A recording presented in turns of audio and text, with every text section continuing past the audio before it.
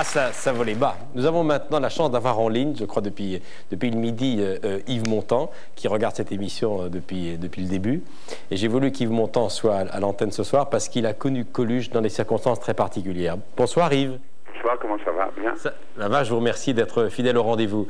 J'ai tenu à ce que vous soyez là parce que vous avez rencontré Coluche pour les essais d'un film qui a marqué le cinéma français et votre carrière, Jean de Florette, les deux Pagnols et Manon Dessours, car ce que beaucoup ne savent pas, c'est que Coluche aurait pu être votre partenaire dans le rôle d'Hugolin. C'est vrai, ça? Oui, absolument. Je crois que la description qu'en fait notre ami Marcel Pagnol dans le livre se rapproche beaucoup plus physiquement du personnage de Coluche, voire de Jacques Villeray, qui peut surprendre beaucoup de téléspectateurs, et pourtant c'est vrai, que de la magistrale interprétation qu'a faite mon ami Daniel Auteuil. Ouais. Et merci, dans une certaine mesure, que Coluche l'ait refusé. Nous avons eu la chance de découvrir un formidable comédien qui est notre ami Daniel Auteuil. Mais Jacqueline Pagnol ne voulait pas travailler, n'acceptait pas que Coluche fasse le rôle de Hugolin, de Galinette dans le film.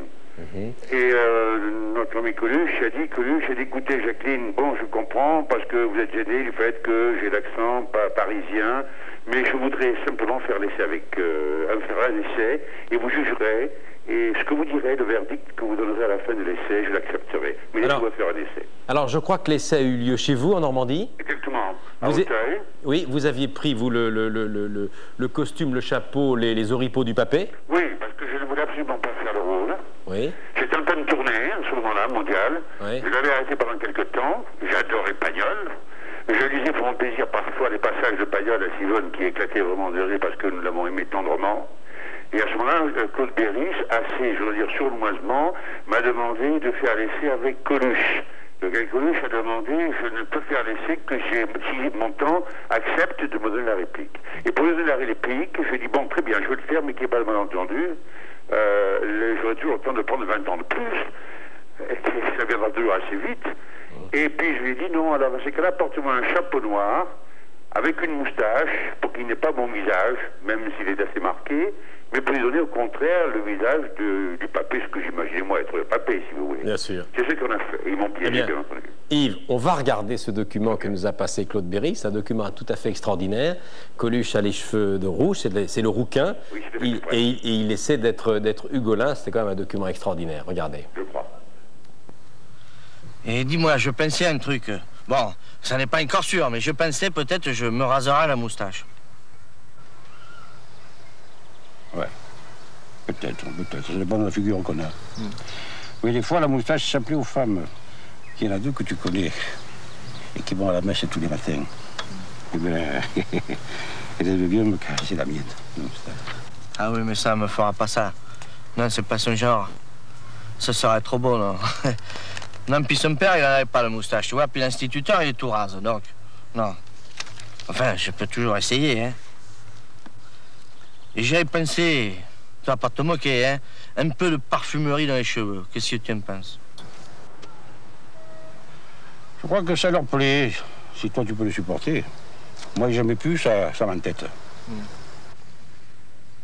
Eh, dis-moi, comment tu me trouves?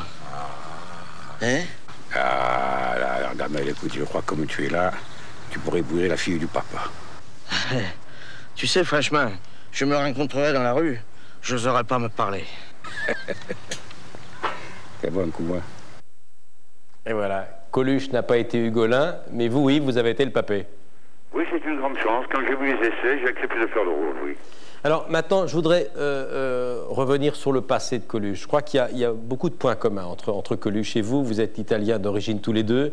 Il a dit, mais je crois que cette formule, vous pouviez la reprendre. Je ne suis pas un nouveau riche, je suis un ancien pauvre. Oui, oui. Le père de Coluche, Honorio, était maçon, venu comme beaucoup d'Italiens après la guerre. Je pense que le passé de Coluche ne pouvait pas vous laisser indifférent. Ah oui, oui, pour de nombreuses raisons, et en particulier ce que vous venez de dire là.